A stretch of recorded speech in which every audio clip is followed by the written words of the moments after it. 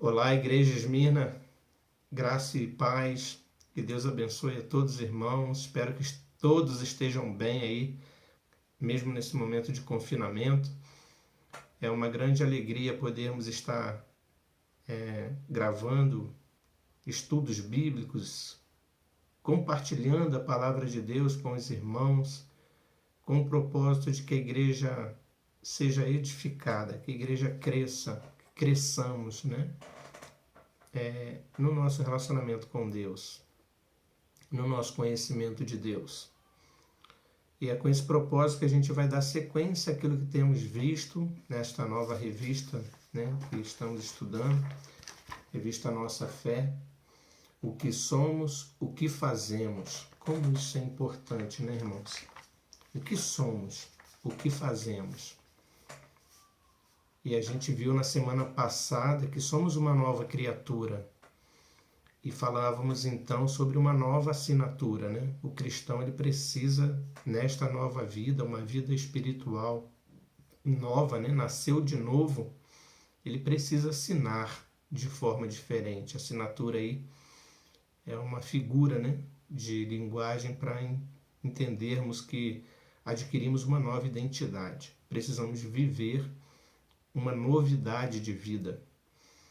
E esse segundo tema vamos dizer assim, uma continuação, né, do primeiro, porque vai falar viva para a glória de Deus. É a segunda lição.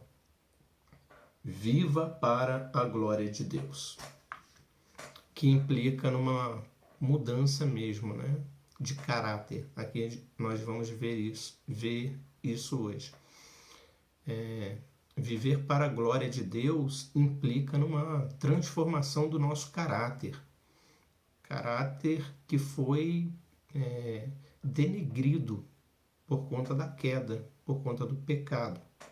Uma vez que herdamos o pecado dos nossos pais, Adão e Eva, a nossa imagem e semelhança de Deus, a qual fomos feitos, fica denegrida, fica abalada. E isso é o que a gente chama de um caráter, né, caído, atingido. Caráter é aquilo que a gente faz que é errado e a gente pratica a si mesmo, né? Então, isso é um caráter afetado pelo pecado. As pessoas que agem de forma errada, fazem coisas erradas, a gente fala assim, é um mau caráter. Por quê? Porque está fazendo coisa errada, sabe que é errado e continua fazendo aquilo. Então a gente vai ver hoje que viver para a glória de Deus necessariamente implica uma transformação do nosso caráter. Precisamos mudar a nossa mente, né? Metanoia, mudança de mente, arrependimento, conversão genuína, verdadeira e procurar viver a imagem da forma que fomos criados por Deus, a imagem e semelhança dele. Viver uma vida de santidade. Então, o que somos, o que fazemos, queridos? E o texto base para nós hoje falarmos sobre isso se encontra em Colossenses, na Epístola de Paulo aos Colossenses, no capítulo 3, dos versos 12 a 17. Colossenses capítulo 3, de 12 a 17, que diz assim: Revesti-vos, pois, como eleitos de Deus, santos e amados, de ternos afetos de misericórdia, de bondade, de humildade, de mansidão, de longanimidade. Suportai-vos uns aos outros, perdoai-vos mutuamente, caso alguém tenha motivo de queixa contra outrem. Assim como o Senhor vos perdoou, assim também perdoai vós. Acima de tudo isto, porém, esteja o amor, que é o vínculo da perfeição. Seja a paz de Cristo o árbitro em vosso coração, a qual também foste chamados em um só corpo, e sede agradecidos. Habite ricamente em vós a palavra de Cristo.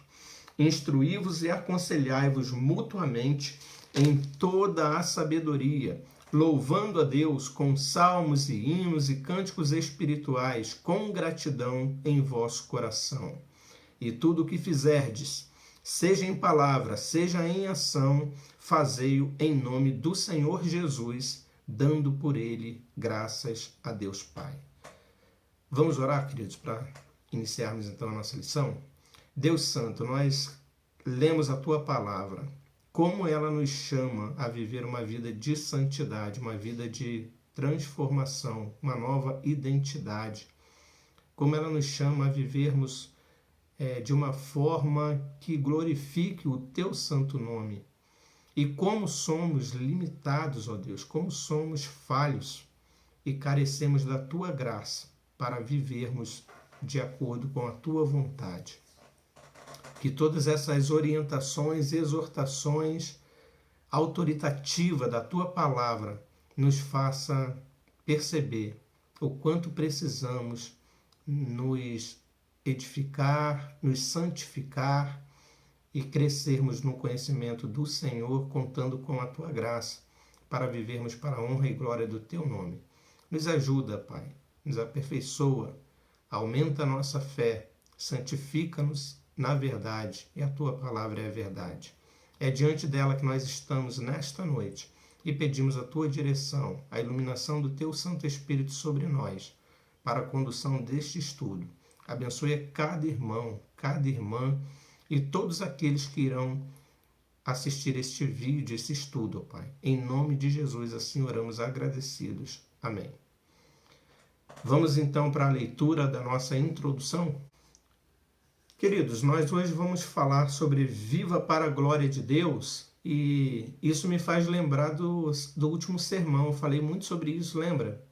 Não desperdice a tua vida, não jogue a tua vida fora, baseado no livro do John Piper, em Eclesiastes capítulo 3, e ali nós falávamos de temer ao Senhor, que o significado de temer a Deus, que é o fim principal, né? A suma de tudo que se tem ouvido, conforme diz Salomão em Eclesiastes, a suma de tudo que se tem ouvido é teme a Deus. E nós vimos que temer a Deus é honrá-lo como ele de fato é. Então a gente tem que conhecer a Deus como ele de fato é e honrá-lo desta forma. Então nós não devemos honrar uma pessoa pelo que ela não é, ou menos do que ela de fato merece. Temer a Deus é honrar a Deus pelo que ele de fato é. E quando a gente fala disso, né, temer a Deus, obedecer a Deus, conhecer a Deus, a nossa confissão de fé vai falar, né, a gente deve ver isso aqui. O fim principal do homem é glorificar a Deus e gozá-lo para sempre, ou seja, desfrutar da presença do Senhor, obedecendo, honrando, temendo. Isso é o que resume glorificar a Deus, conhecê-lo como Ele é, desfrutar da sua presença, obedecer os seus mandamentos e desfrutar dele, né, da presença dele. Isso tudo é viver para a glória de Deus. Então, como eu fiz uma pergunta lá no sermão, e até o autor da revista ele sugere fazer uma pergunta muito parecida aqui na introdução.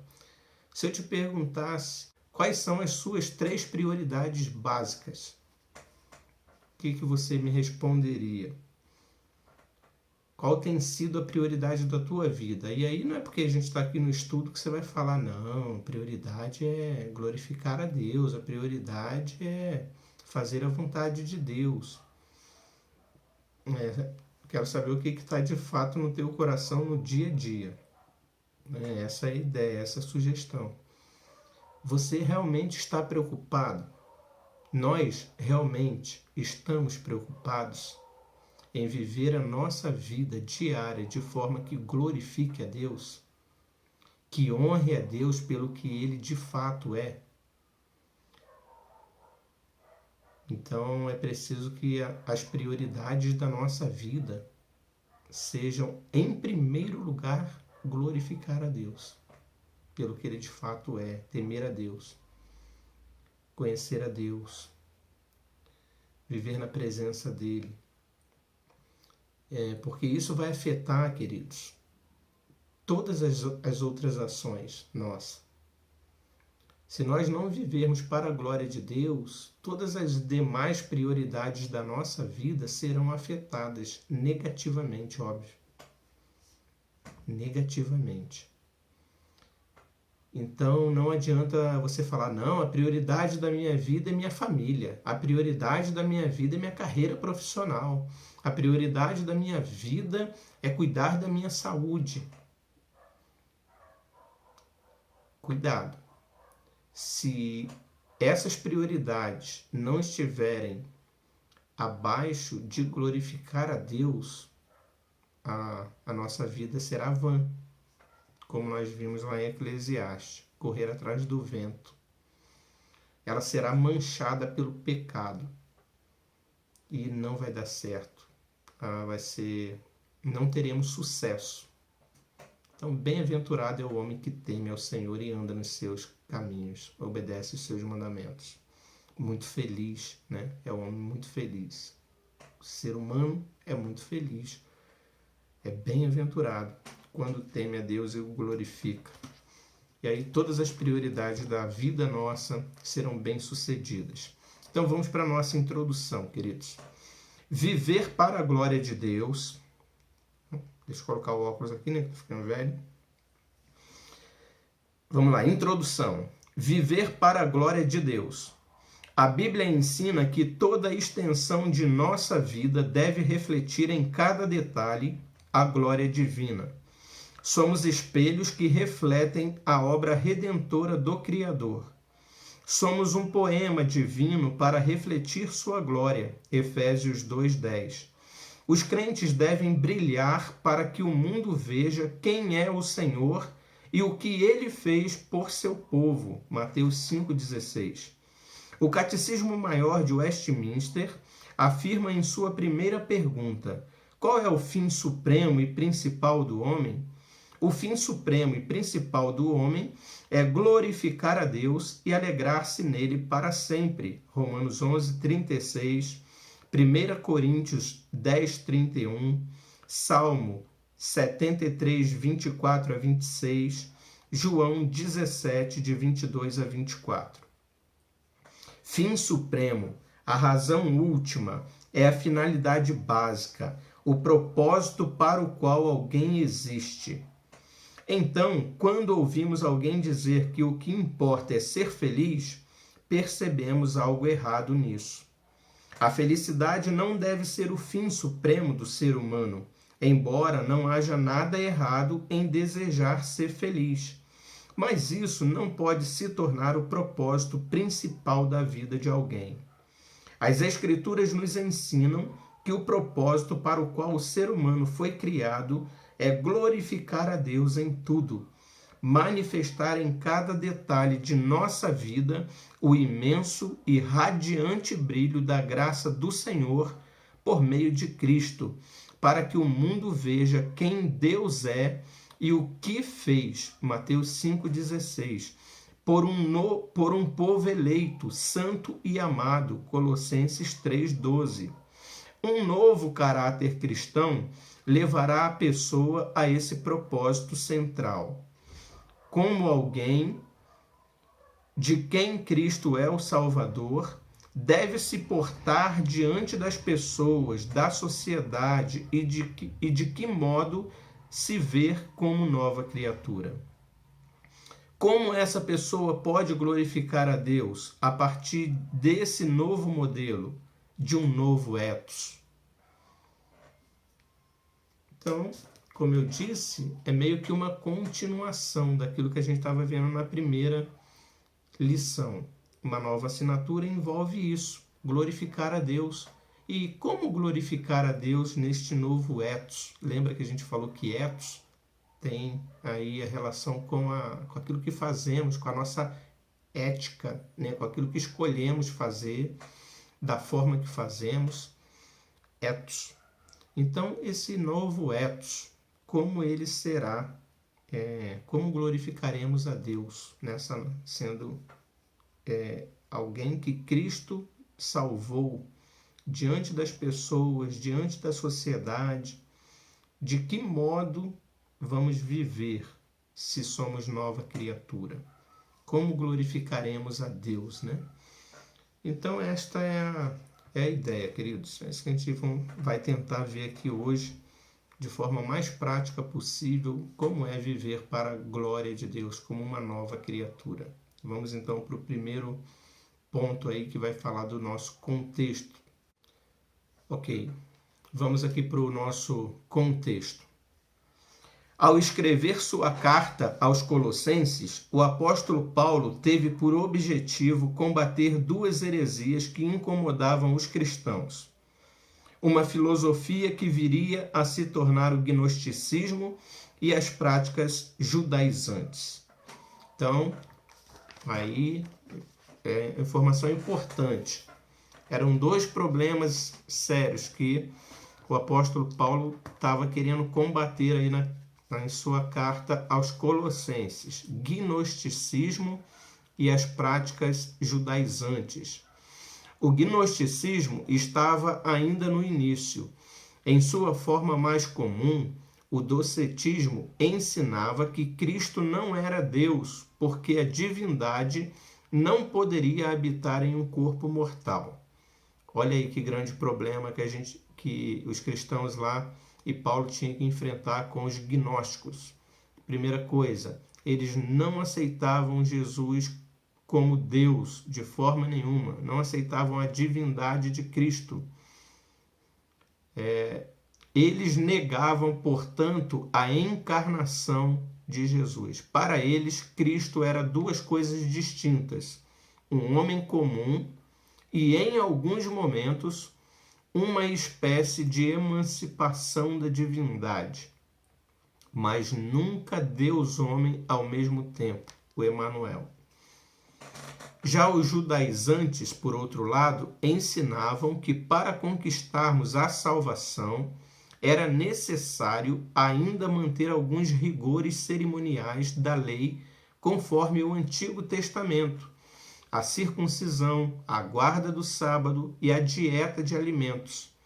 Somente realizando esses deveres a pessoa seria aceita diante de Deus. Então, o problema dos judaizantes era continuar querendo viver sob a lei que Deus havia dado a Moisés, né? Tanto uma quanto outra heresia tinha o real objetivo de diminuir a pessoa e a obra de Cristo e dar ao homem uma chance de ser protagonista em sua salvação, alimentando seu ego e seu caráter e identidade próprios. Mas Paulo combate essas heresias, ensinando que Cristo é Senhor, Ele é Deus homem, e somente Ele pode salvar os pecadores da perdição e moldá-los conforme a vontade de Deus. Com essa tese da centralidade de Cristo como Deus e Redentor por toda a carta, Colossenses 3, de 12 a 17, que é o nosso texto base, né, nos mostra como esse cristão deve viver agora, refeito e moldado por um novo caráter, manifestando um novo ethos, uma nova ética, a partir da imagem de Cristo construída nele, conforme Romanos 8, 29 vai dizer. Não segundo crenças humanas gnósticas ou judaizantes e esforços próprios para a construção de uma identidade. A manifestação da glória de Deus é o propósito principal no modo como os cristãos vivem. Eles vivem para manifestar Deus ao mundo na pessoa e obra de Jesus Cristo. Mateus 5,16. Eles têm o objetivo real e dinâmico de evidenciar a graça pela qual foram transformados e mostrar como é possível um novo caráter depois dessa mudança radical. Então, os relacionamentos se transformam radicalmente, bem como nossas palavras e ações diárias. Queridos, então, pelo contexto da epístola, o que nós observamos aqui, por exemplo, quando Paulo trata desse problema do gnosticismo e dos judaizantes, era o quê? Esses homens, por melhores que fossem as suas intenções, eles não estavam glorificando a Deus. Eles não estavam temendo a Deus, honrando a Deus, como ele de fato é. Por quê? Porque se eles negavam a divindade de Cristo, eles não estavam glorificando a Deus, como ele de fato é. Eles entendiam que Jesus era um homem emancipado, vamos dizer assim, que é o que os testemunhos de Jeová pregam. Um grande homem, um homem iluminado. Isso é essa ideia do gnosticismo. Não acreditam que Jesus é Deus. Não pode ser. Se é homem, não pode ser Deus. O máximo que ele tem é uma graça maravilhosa da divindade. A divindade é radiante dele. Ele tem uma parte da divindade, vamos dizer assim. Porque ele fazia coisas que ninguém mais fazia. Deus dava dons a eles excelentes que ninguém fazia. Então ele tinha uma ligação muito íntima com a divindade. Então era uma pessoa muito elevada. Isso vem do gnosticismo. E quando a Bíblia vai dizer que não, Jesus vai dizer, eu e o Pai somos um. E Deus Pai vai falar, quem glorifica o Filho, glorifica o Pai. O apóstolo vai falar isso nas suas cartas. A palavra de Deus nos revela isso. Então a gente já estudou sobre isso, né? Sobre cristologia, a divindade de Cristo, a humanidade de Cristo, as duas naturezas que ele possui, né? Eternamente gerado. Ou seja, antes, no início da criação do mundo, ele já estava lá com o Pai, todas as coisas foram feitas por ele e por meio dele. E para ele, e sem ele nada do que foi feito se fez. E ele se fez carne.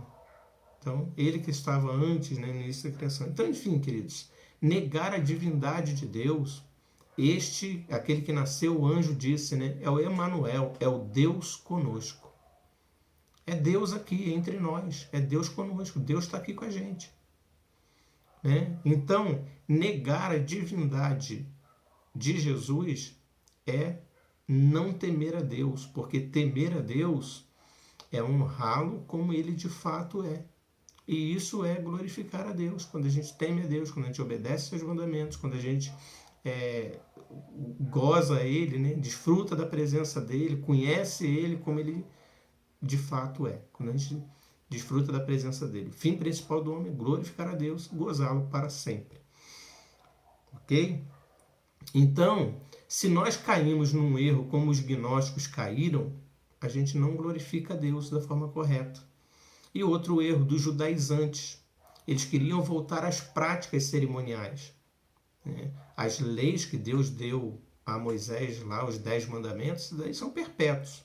Nós temos ele como lei moral, né? Temos que obedecê-lo.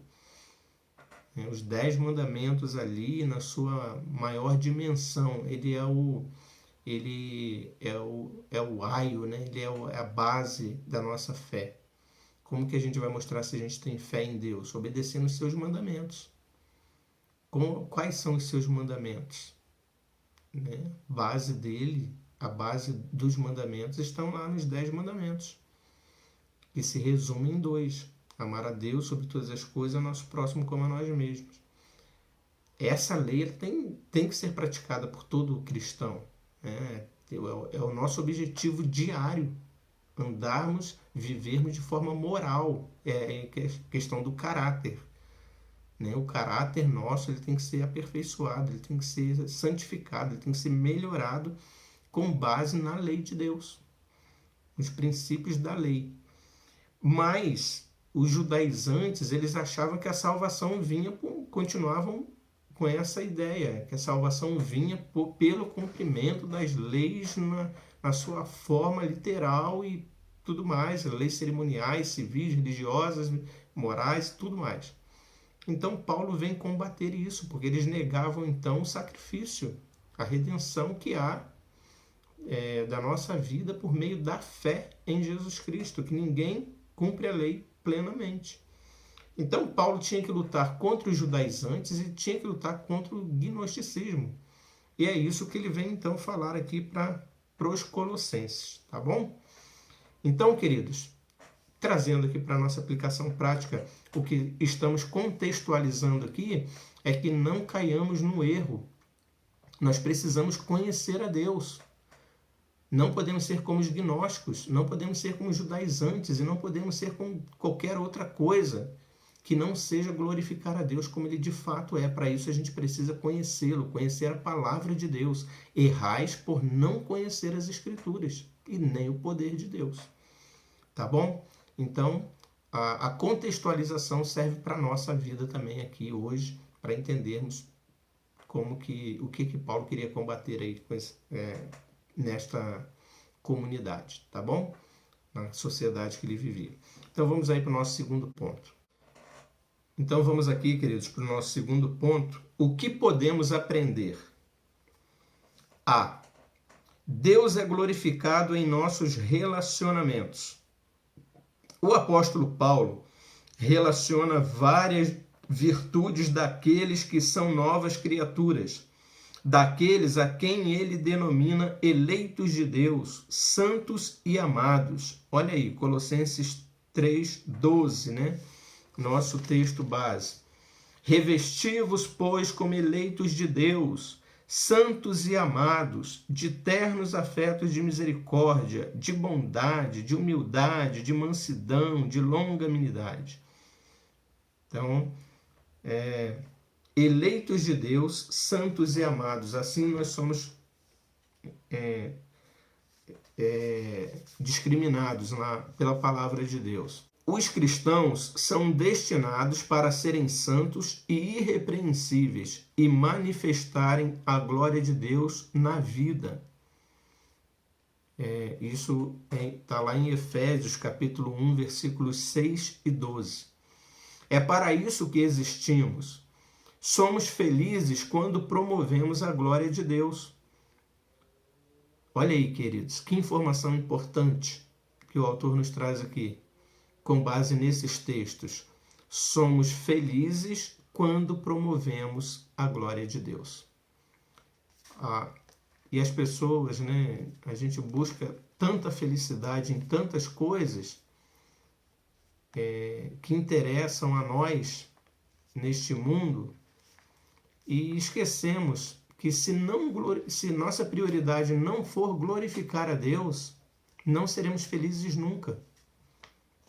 Volto a falar lá do texto que falamos no sermão, a vida de Salomão, que teve tudo neste mundo e chega no final da vida e vê que a vida, tudo é vaidade, é um sopro, tudo passa. Então, glorificar a Deus é o que traz o real sentido, é o que traz a verdadeira felicidade para nós. Quer ser feliz? Glorifica a Deus na tua vida. Conheça a Deus de verdade, busque-o, tema a Deus, obedeça os seus mandamentos, viva de acordo com a sua palavra, perseguindo, né? Seguindo para o alvo. Então, os cristãos foram feitos para isso. Eles foram separados para não serem felizes autonomamente, mas na realização do projeto divino para o universo. E Deus ama os cristãos de modo distinto. Eles são amados do Pai por terem sido atraídos a Ele pelo Filho amado. João 17:23. Os cristãos, portanto, devem manifestar em seus relacionamentos esse amor glorioso e distinto do Pai por eles. Também devem se revestir de um novo ethos, um novo caráter, refeito a partir de Cristo. Efésios 4, 22-24. Paulo repete em Colossenses a mesma ideia de Efésios e detalha a lista de virtudes e o modo como elas devem ser manifestadas. Algumas delas nós estudaremos nas lições seguintes: bondade, humildade, mansidão, longanimidade, amor, paz. Então, não vamos detalhá-las aqui, mas quero destacar algumas coisas nesse trecho. Uma vida que glorifica a Deus é medida pela quantidade de palavra de Cristo que essa pessoa possui. Olha que importante, hein? Uma vida que glorifica a Deus é medida pela quantidade de palavra de Cristo que essa pessoa possui. O quanto de palavra de Cristo você possui? Você vai ser medido, a quantidade da tua medida que você glorifica a Deus é por isso. É o que o autor está dizendo aqui. Pela quantidade de palavra que você conhece de Cristo. Quanto mais palavra de Cristo existe numa pessoa, mais ela será capaz de manifestar o brilho da glória de Deus ao mundo. Cristo é glorificado em nós quando sua habitação se faz constante em nós. Leia atentamente João 17:10. E por isso o apóstolo Paulo diz: habite ricamente em vós a palavra de Cristo. A palavra não deve apenas passar por nós, mas deve habitar em nós. Lembre-se de que Cristo habitou entre nós, cheio de graça e de verdade, e vimos a sua glória, glória como do unigênito do Pai. João 1,14. É impossível que alguém glorifique a Deus lendo ou ouvindo apenas os versículos da liturgia do domingo. É preciso mais do que isso. A palavra de Cristo precisa habitar, fazer tenda, morar no coração do crente. O cristão precisa se banhar na palavra, deleitar-se nela e meditar em detalhes que ela oferece todos os dias. E uma vez rico dessa palavra de Cristo em si mesmo, superabundando em graça e verdade, o cristão poderá oferecer benefícios reais aos outros. Por isso, Paulo segue: instruí-vos e aconselhai-vos mutuamente. Uma vida que glorifica a Deus na absorção da palavra está pronta para ser bênção na vida de outras pessoas. O cristão glorifica a Deus quando instrui e aconselha corretamente outros, quando se ocupa em falar a verdade em amor. Efésios 4,15. Como diz aqui a nossa palavra. Suportai-vos uns aos outros, perdoai-vos mutuamente, caso alguém tenha motivo de queixa contra outro, assim como o Senhor vos perdoou, assim também perdoai vós. Acima de tudo isto, porém, esteja o amor, que é o vínculo da perfeição. Tudo isso, a nossa relação, vai falar muito da nossa relação. Então, o cristão abençoa o outro desta forma: glorifica a Deus quando instrui e aconselha corretamente outros, quando se ocupa em falar a verdade em amor, e quando é sábio para apontar o caminho da verdade aos outros, em toda sabedoria. Colossenses 3,16. Quando vai dizer aqui: habite ricamente em vós a palavra de Cristo. Instruí-vos e aconselhai-vos mutuamente em toda sabedoria, louvando a Deus com salmos e hinos e cânticos espirituais, com gratidão em vosso coração. Queridos, você é capaz de fazer isso? Instruir, habite, olha o imperativo aqui, habite ricamente em vós a palavra de Cristo. A palavra de Cristo tem que habitar ricamente em você. Instruir e aconselhar mutuamente, ou seja, eu aconselho você, eu instruo você, você me instrui, você me aconselha. Com toda sabedoria. Aí é com sabedoria, não é de qualquer jeito. É de acordo com a palavra de Deus. O temor do Senhor é o princípio da sabedoria. Louvando a Deus com salmos e hinos e cânticos espirituais, com gratidão em vosso coração. Então, glorificamos a Deus em nossos relacionamentos. Deus é glorificado em nossos relacionamentos. Letra B. Deus é glorificado em nossas palavras e ações. Outra forma de glorificar a Deus é fazer tudo em nome do Senhor Jesus, Colossenses 3,17. Isso significa que cada passo nosso deve ser pensado a partir da pergunta: o que Jesus faria? Não é tão simples, obviamente, e não dá para imaginar que em cada segundo você vá parar para pensar no que Jesus faria se estivesse naquela situação específica. Nesse momento, por exemplo, recebi a ligação de um banco S, oferecendo taxas menores e crédito para que eu migre a minha conta. Jesus preferiria o banco B ou o S?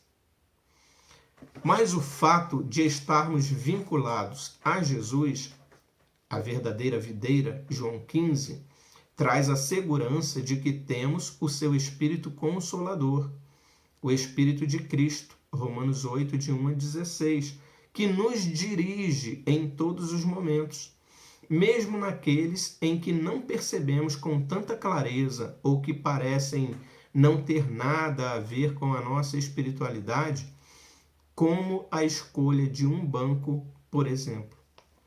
Mas o fato é que aqueles que estão em Cristo, esses e somente esses, gozam de um estado de graça e de comunhão íntima com Ele, invisível, mas real, que lhes dá a certeza plena de fé, Hebreus 10, 22, de sua companhia real e constante para cada decisão. Mesmo nas dúvidas diárias, o Espírito nos auxilia sobre o que fazer.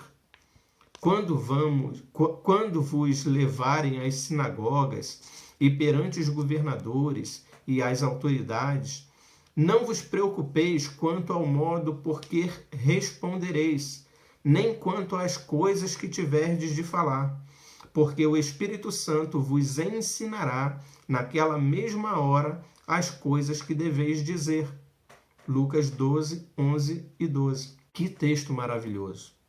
Temos o espírito do discernimento e da clareza para escolhermos o que é melhor em cada situação. Vós possuís unção que vem do Santo, e todos tendes conhecimento. 1 João 2,20. Vós possuís unção que vem do Santo, e todos tendes conhecimento. Olha que palavra maravilhosa em 1 João 2,20. Portanto, o cristão glorifica a Deus em suas ações e palavras quando as submete ao governo soberano de Cristo, quando escolhe fazer e dizer somente aquilo que Jesus faria em cada situação. Se você come um churrasco ou bebe um suco de laranja, deve fazê-lo para a glória de Deus. 1 Coríntios 10, 31. Aliás, parênteses são necessários aqui. Lembre-se de dar graças a Deus nas suas refeições. Faça isso com sua família e ensine os seus filhos a agradecer ao Senhor pela bênção do alimento diário. Abre aspas. O pão nosso de cada dia dá-nos hoje. Não é assim que a gente ora? Mateus 6,11, deveríamos orar pelo menos? Não é isso que Jesus ensinou a fazermos essa oração? Portanto, quando temos o pão à mesa, temos que agradecer, fazer a oração e sermos gratos. Ser grato a Deus pelo que comemos é uma belíssima demonstração de que o estamos glorificando e sendo satisfeitos nele. E quanto às vezes em que falamos e fazemos coisas que Cristo não diria ou faria. Nesse caso, se somos de fato cristãos, o Espírito de Cristo nos fará ver nossa falta de coerência com o propósito para o qual fomos criados e nos orientará rumo ao arrependimento por meio da palavra de Cristo compartilhada e nutrida em nossos corações e nos levará à perfeita varonilidade. Efésios 4:13. Moldada à imagem do Filho, Romanos 8, 29. Então, queridos, a letra B aqui, ela nos mostra que Deus é glorificado em nossas palavras e ações. Então, é isso.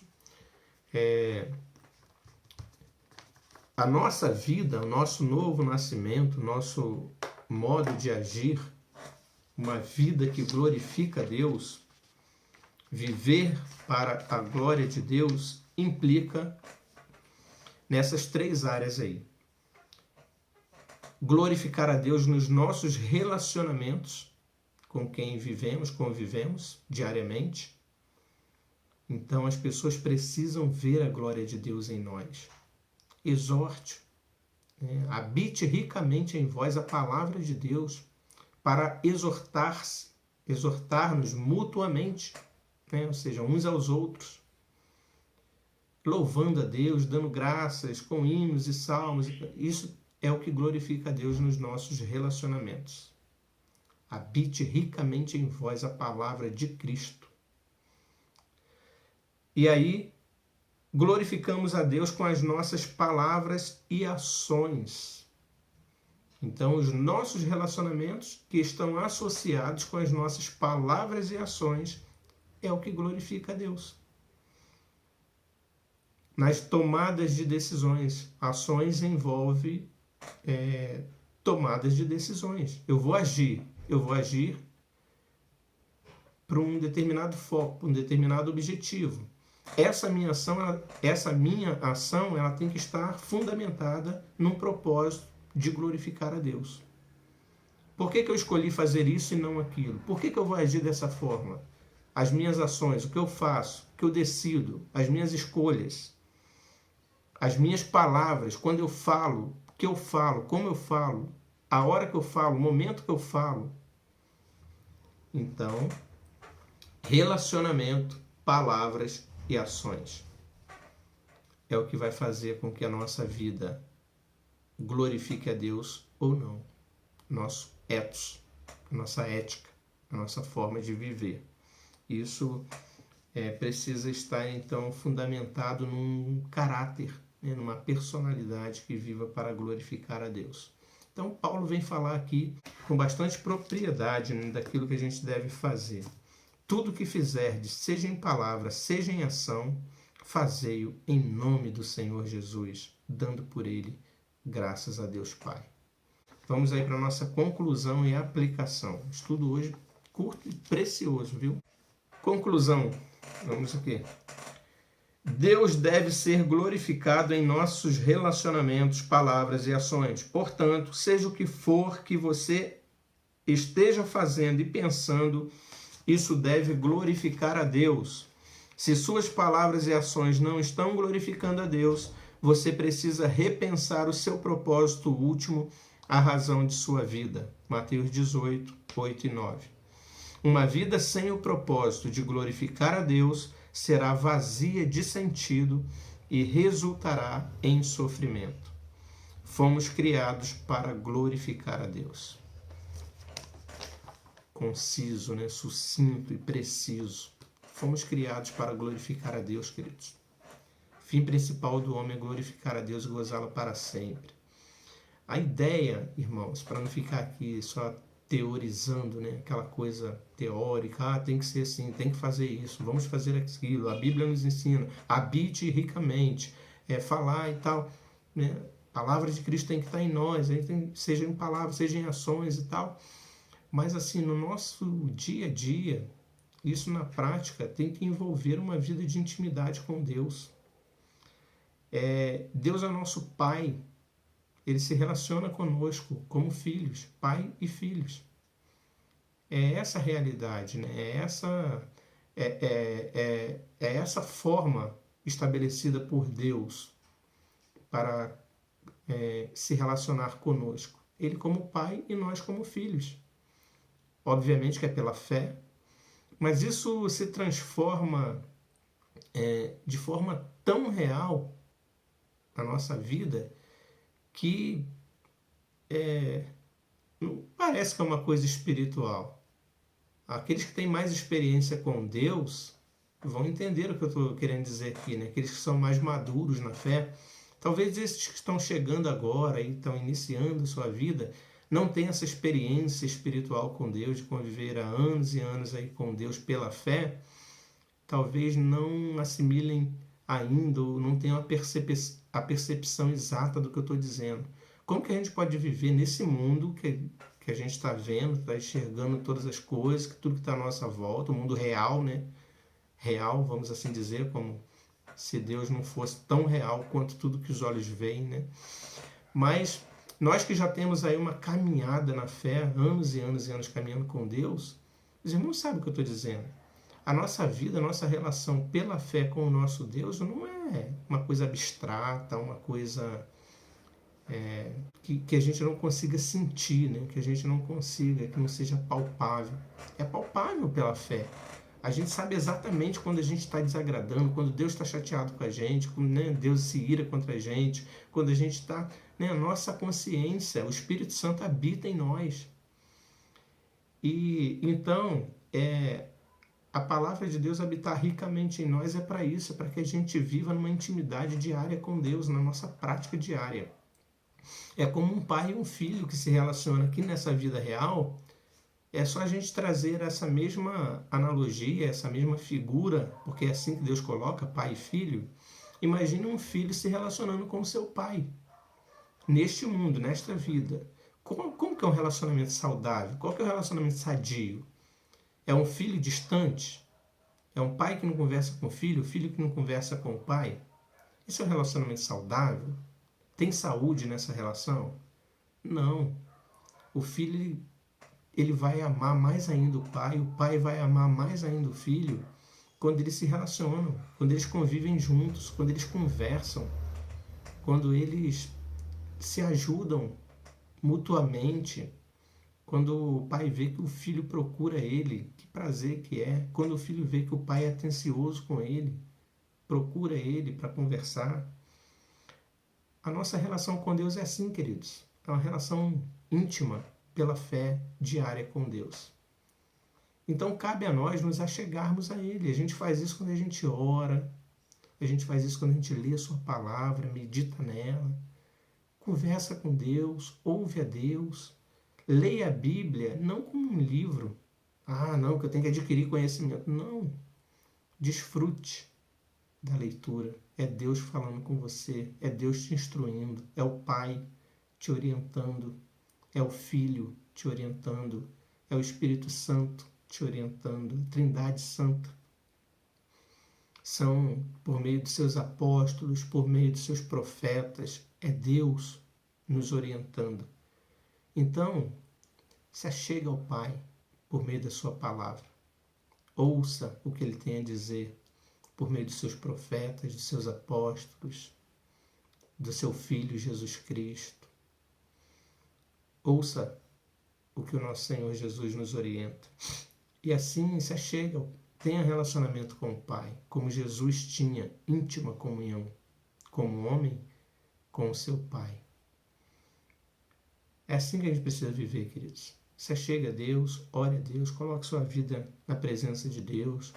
E aí, nesse relacionamento espiritual maravilhoso, o Espírito Santo vai te conduzir em tudo aquilo que você deve fazer. Seja a vossa consciência, né, o árbitro em vosso coração. Porque Deus age no nosso coração, na nossa consciência, naquilo que devemos fazer. E assim a gente deve viver para a glória de Deus, para agradá-lo em tudo que a gente faz, nas nossas escolhas, relacionamento, ações, né, nossas escolhas e nas nossas palavras. Por isso, habite ricamente. Aí lembra daquela colocação lá que o autor fez? O quanto você glorifica a Deus é o quanto a palavra de Jesus habita em você. Habita aqui, ó, na sua mente. Esse é o tanto que você glorifica a Deus. Então vamos aqui para nós. Aí eu já fiz uma aplicação, né? Sem ler a aplicação, eu coloquei aqui que é prática, na prática, a nossa vida. Vamos ver o que a aplicação da revista fala. Pense de que modo você pode glorificar mais a Deus por meio de sua vida. A quais áreas você precisa dar mais atenção para encontrar propósito e destiná-las para a glória de Deus?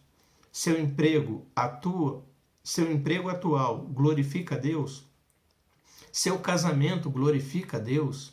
A criação de seus filhos ou o modo como você trata seus pais tem glorificado a Deus? Se você precisa de direcionamento, ore ao Senhor. Tiago 1,5. Deus não lhe cobrará nada por isso, porque tudo o de que precisamos já foi conquistado por Cristo na cruz.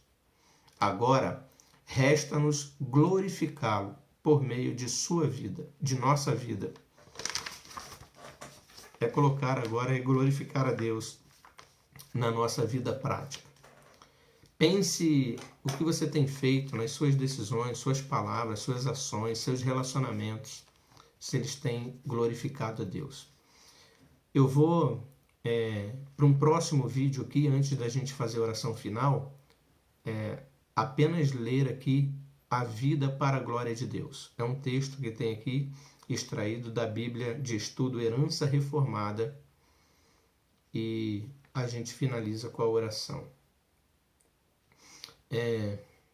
Ou não, vamos fazer melhor. Eu vou tirar uma foto, um print desse texto, que ele é bem longo, a vida para a glória de Deus. Eu vou tirar um print e vou colocar no grupo da igreja para que os irmãos leiam. Tá? É um texto da Bíblia de Estudo Herança Reformada. Mas basicamente é isso, queridos. Seus relacionamentos, suas palavras e suas ações devem glorificar a Deus na vida diária. Ok? Que Deus abençoe a todos. Vamos orar então, encerrando. Pai, nós te agradecemos pela tua palavra que ouvimos, que lemos, que estudamos nesta noite. Glorificado, exaltado seja o teu santo nome, que nós possamos viver para a tua glória, nos nossos relacionamentos, nas nossas palavras e nas nossas ações. Louvado seja o Senhor. Dá-nos agora, ó Pai, a tua graça para que consigamos colocar em prática tudo aquilo que aprendemos nesta noite, orientados e guardados por ti mesmo. Dá-nos força, dá-nos motivação, age em nós para que a nossa vontade supere as nossas limitações, os nossos esforços, a nossa força supere as nossas fraquezas, para que possamos caminhar no crescimento, no conhecimento, na graça do Senhor Jesus, estudando a tua palavra, momentos de oração na tua presença e em nosso dia a dia, observando tudo aquilo que o Senhor nos orienta. Em nome de Jesus, nos abençoa, nos guarda, nos protege, perdoa os nossos pecados. Assim oramos. Em nome de Jesus. Amém. Que Deus os abençoe, amados.